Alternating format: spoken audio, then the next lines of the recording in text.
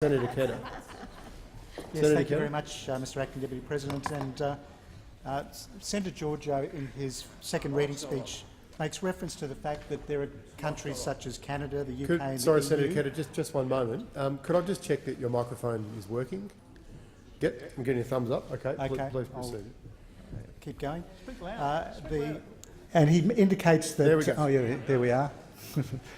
That countries like Canada, the UK and the EU already have forced multinational companies like Chevron and Exxon to report on both payments to their respective governments as well as production levels, and Australia would be bringing ourselves into line with such countries in supporting, if we were to support this legislation.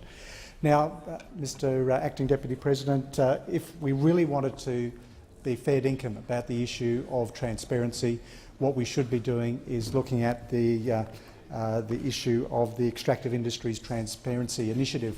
This particular bill that's before the chamber today is really a ham-fisted, if I might say, approach to deal with this issue. It only deals with a small part of the overall issue of transparency, and the One Nation Party would be better advised to get on board with the Extractive Industry Transparency Initiative in the same way that Labor has, and I will talk about that in more detail. And another pointer to the fact that this is not a fair dinkum attempt to address this issue is the fact that the bill has been developed without proper consultation with the industry. Now, I know Senator Georgiou has a personal interest in this issue. I've followed some of his questioning in the course of estimates proceedings, and I understand his concern about the issue of leases, retention leases being held and no activity, and I understand where he's coming from in relation to that. But unfortunately, this policy is not well considered, and it could well be argued that this is yet another attempt by the One Nation Party to tap into an issue which has some broad community interest and support, but they've come up with a response which just doesn't do the job. So, but unfortunately, this doesn't stop the government from doing deals with Senator Hanson, and I will talk about that a bit later on. Preference deals that have been done at election time, deals on legislation in this House, and we know that there are some discussions that did take place in relation to the petroleum resource rent tax, in relation to deals on company tax cuts, but there's been a backflip from One Nation in relation to that. So, but this is a government which relies on the One Nation Party to force through its ideological agenda. So, and given the fact that we see Senator Hanson's propensity to change her mind again and again on different issues, whether you're looking at penalty rates, attacks, or other issues, is it any wonder, if this government is relying on One Nation, is it any wonder that this government is in disarray and in chaos at the moment as we speak? Now, I wonder if Mr Dutton would be as eager to deal with Senator Hanson when he takes over as leader of the government. What I can say is that Labor will not be doing deals with Senator Hanson at election time, and we will not support legislation that cuts out industry consultation. This is a highly complex area.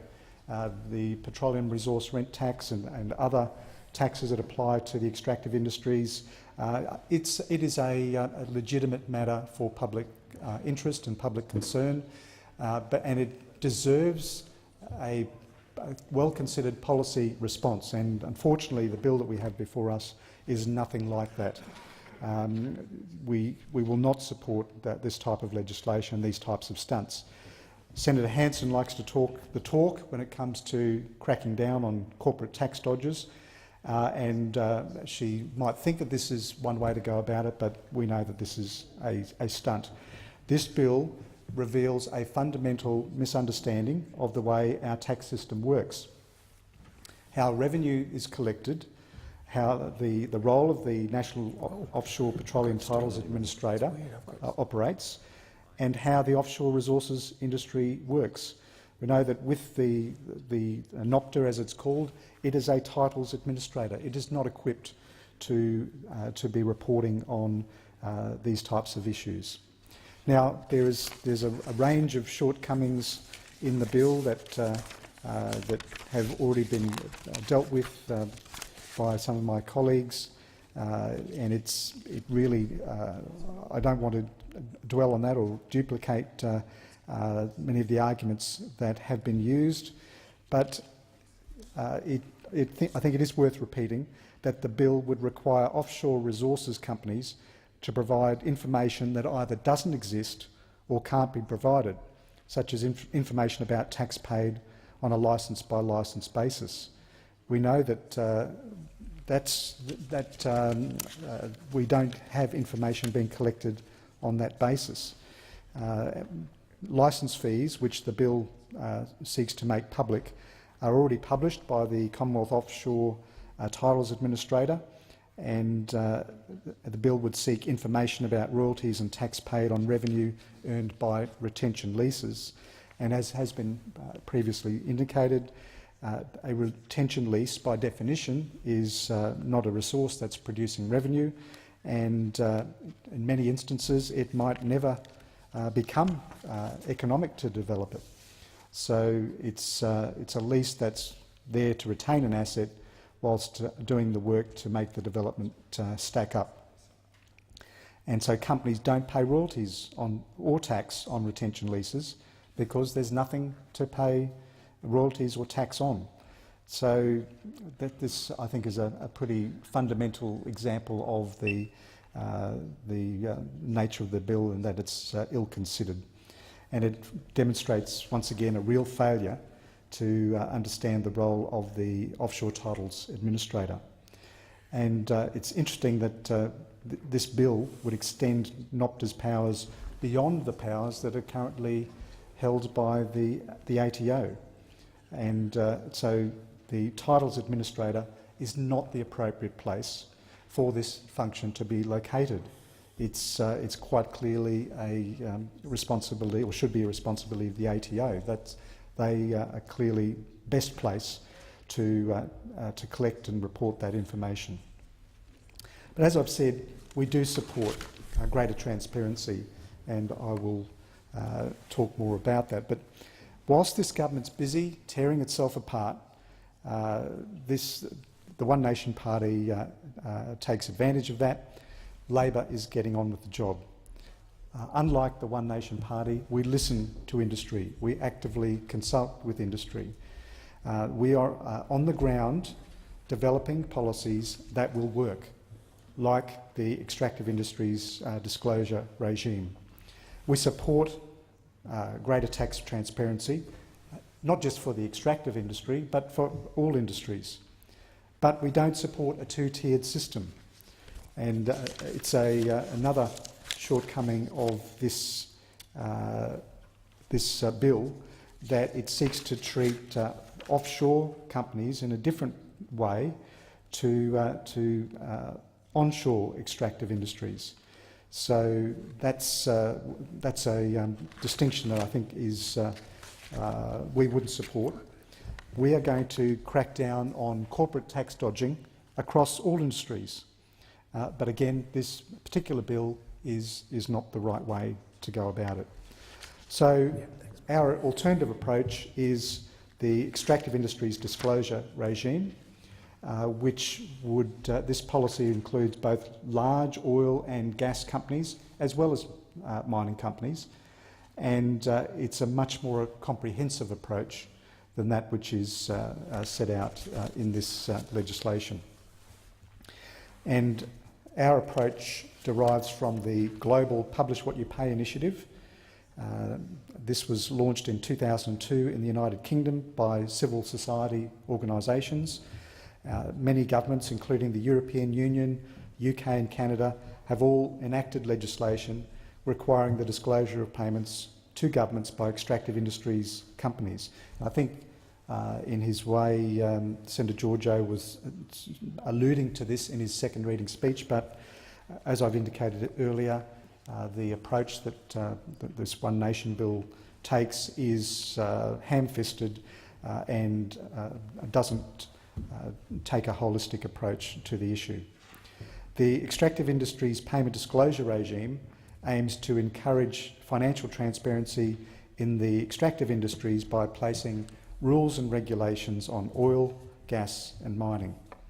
And this is a really important initiative for many of the world's poorest nations, where they may well happen to be endowed with minerals and resources of significant market value, which are being developed by multinational corporations and governments.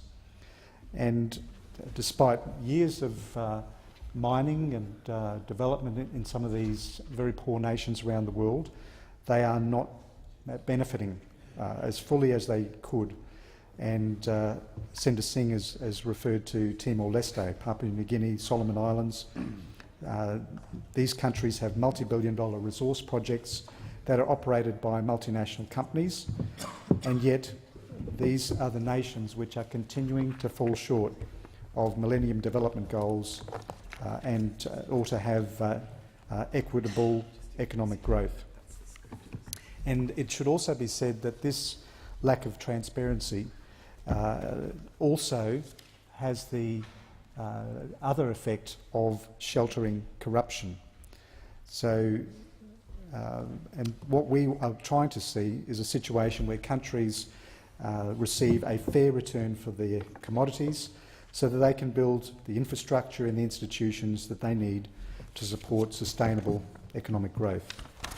And of course, this is not the first foray that Labor has made into this area of tax transparency. We have also announced our tax haven transparency package and multinational tax avoidance measures that we've indicated are going to improve our budget bottom line by $5.4 billion over the decade by ensuring big corporates no longer get a free pass to sail through the LNP government's tax loopholes. Now, those are the sort of things which this particular bill says that it's trying to address and purports to address, but unfortunately it falls well short of doing anything meaningful about that. Now, Labor has always been very clear about our plans to crack down on corporate tax dodgers, in contrast to the government's inertia and inaction, as well as One Nation's misguided attempts to increase company tax and royalty transparency and cracking down on multinational tax avoidance. We, on our side, have a strong suite of policy alternatives. And as Chair of the Senate Economics References Committee, I'm proud of the work that we've done on this particular issue. And across the life of our Senate inquiry into corporate tax avoidance, we held 12 public hearings and received 167 submissions. And so on this issue, we have a strong history, both in government and in opposition. The Economics References Committee's work on corporate tax avoidance, including an assessment of the PRRT, provides a much better and more comprehensive policy response than both what the government and what One Nation have provided. And that Senate committee report that I refer to, which was issued in May of this year, contains a whole suite of recommendations going to things such as country-by-country reporting be made more publicly available free of charge. It goes to making our existing voluntary tax transparency code being converted to a mandatory code for all large and medium corporations operating in Australia, including subsidiaries of multinational corporations. And we called on the government to finalise and release its response to the Callaghan report into the review of the petroleum resource rent tax.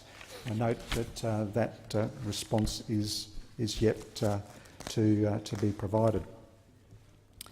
So this, I also want to talk about the further about this particular report. In particular, I want to dwell on recommendation 3, the committee recommended that all companies with a total income equal to or exceeding $100 million for an income year be required to release tax information of the level specified in the Tax Laws Amendment Combating Multinational Tax Avoidance Act 2015.